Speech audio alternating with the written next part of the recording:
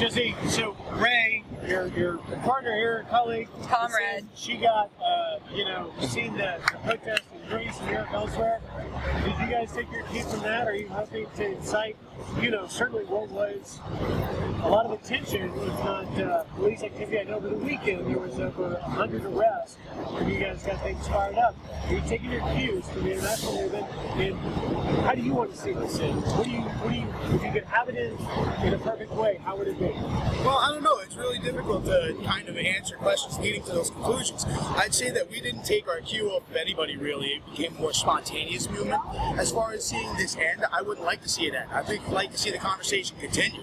This is what we should have been talking about after 2008 when the economy collapsed. We basically patched a hole on the tire and said, yeah, let the car keep rolling. Unfortunately, it's fun to talk to the propaganda machine in the media, especially conservative leading networks such as yourself, because we find that we can't get conversations on the Department of Justice's ongoing investigation of News Corporation, for which you are an employee, but we can certainly ask questions like, why are the poor engaging in class warfare?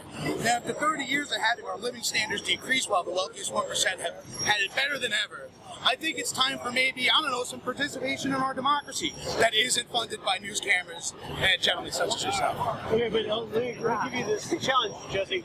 Sure. We're here giving you an opportunity on the record with Credit Ancestry to put any message you want out there, give you fair coverage, and I'm not going to in any way be biased about it. So there is an exception to the case because you wouldn't be able to get your message out without us, yes? No, certainly. I mean, take for instance when Glenn Beck was doing his protest and he called the president a person who hates white people and white culture.